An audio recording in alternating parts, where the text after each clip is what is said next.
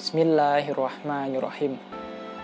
Assalamualaikum warahmatullahi wabarakatuh. Alhamdulillahirabbil alamin. Nahmaduhu wa nasta'inuhu wa nastaghfiruh wa na'udzu billahi min syururi anfusina wa min sayyiati a'malina.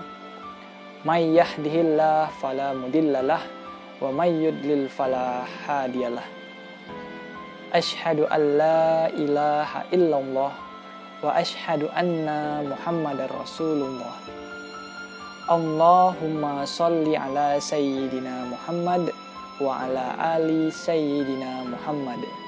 Amma ba'du.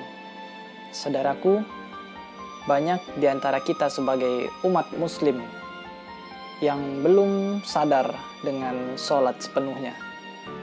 Sholat 5 waktu. Padahal sholat 5 waktu itu punya keutamaan yang sangat besar, yang sangat luar biasa. Oleh karena itu, pada kesempatan kali ini, pada kultum ini, saya akan memberikan judul keutamaan yang luar biasa sholat 5 waktu. Insya Allah, saya akan menjelaskannya dengan dalil-dalil yang sahih dan dalam beberapa poin. Yang pertama, sholat adalah sebaik-baik amalan setelah 2 kalimat syahadat.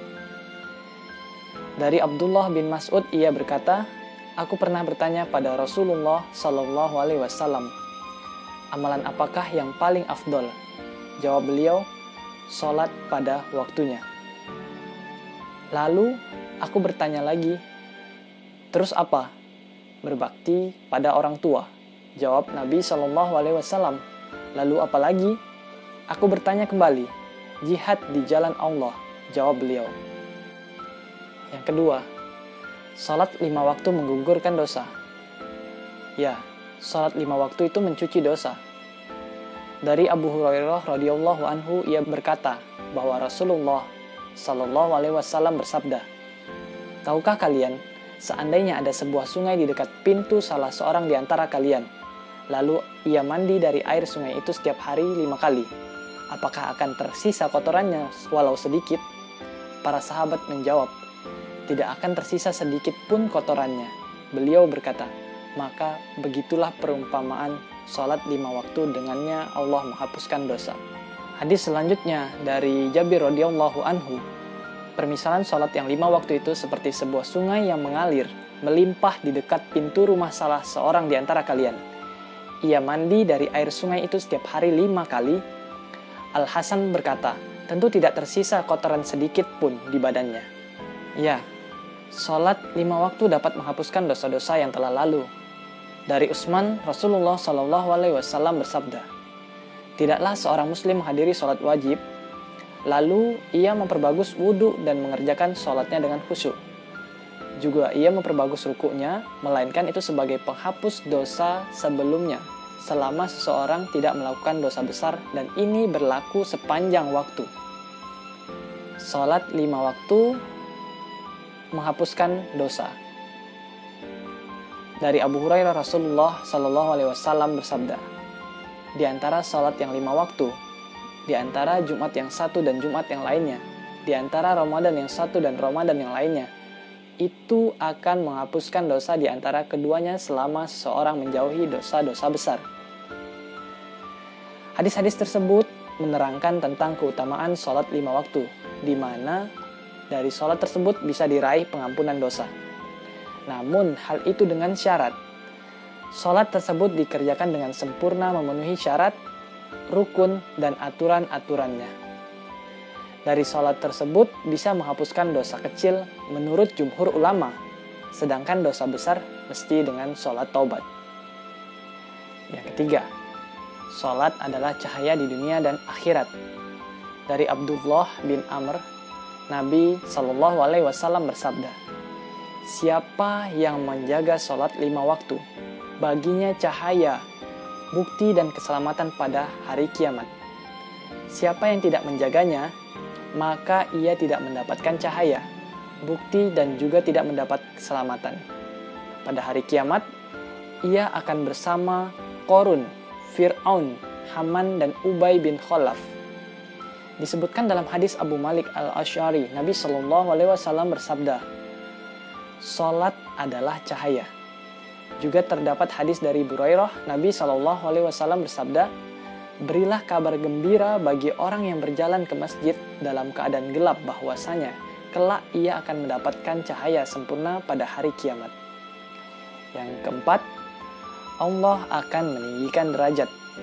Sauban, bekas budak Rasulullah SAW, Nabi SAW bersabda, "Hendaklah engkau memperbanyak sujud kepada Allah, karena engkau tidaklah sujud pada Allah dengan sekali sujud, melainkan Allah akan meninggikan derajatmu dan akan menghapuskan satu kesalahan." Yang kelima, sebab mudah masuk surga dan dekat dengan Rasulullah SAW. Dari Rabi'ah bin Ka'ab al-Aslami radhiyallahu anhu, ia berkata, "Aku pernah bermalam bersama Rasulullah SAW. Aku mendatangi beliau dengan membawakan air wudhu dan meminta hajat beliau. Lantas beliau bersabda, 'Mintalah.' Aku berkata, 'Aku meminta padamu supaya dapat dekat denganmu di surga kelak.' Beliau berkata, 'Atau ada selain itu?' Aku menjawab, 'Itu saja yang aku minta.' Beliau bersabda, 'Tolonglah aku dengan engkau memperbanyak sujud.'" Yang dimaksud dengan memperbanyak sujud di sini adalah memperbanyak sujud dalam sholat.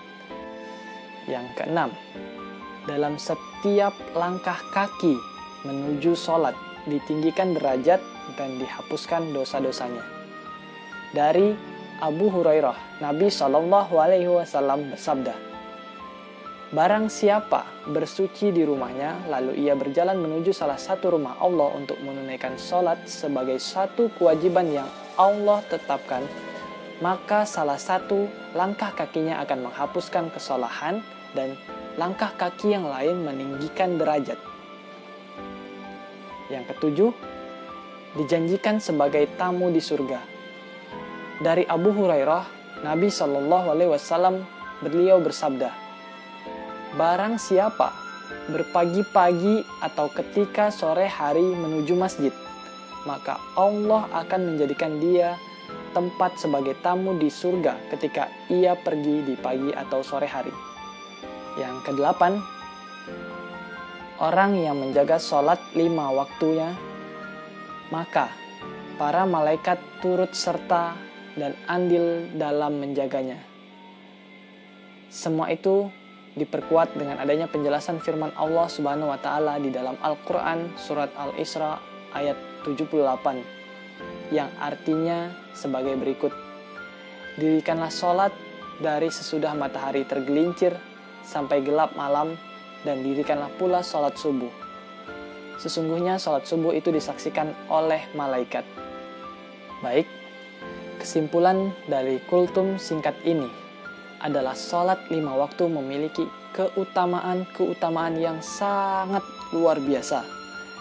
Di antaranya menjadi sebaik-baiknya amalan bagi seorang hamba Allah Subhanahu wa taala. Dapat menggugurkan dosa-dosa, menjadi cahaya di dunia dan di akhirat, ditinggikan derajatnya oleh Allah Subhanahu wa taala, menjadi tamu di surganya, dan malaikat akan selalu turut serta menjaga diri seorang hamba tersebut. Apa hikmah yang bisa kita ambil? Hikmah yang bisa kita ambil adalah seorang muslim bisa mendapatkan lezat yang bermunajat dengan Tuhannya ketika sholat. Sebab jiwanya menjadi tenang, hatinya menjadi tentram, dadanya akan terasa lapang, keperluannya terpenuhi, dan dengannya seseorang bisa tenang dari kebimbangan dan problematika duniawi. Akhirul kalam, subhanakallahumma wa bihamdika, asyhadu an la ilaha illa anta, astaghfiruka wa atubu ilaik. Wallahul muwafiq illa atwabit thoriq. Wassalamualaikum warahmatullahi wabarakatuh.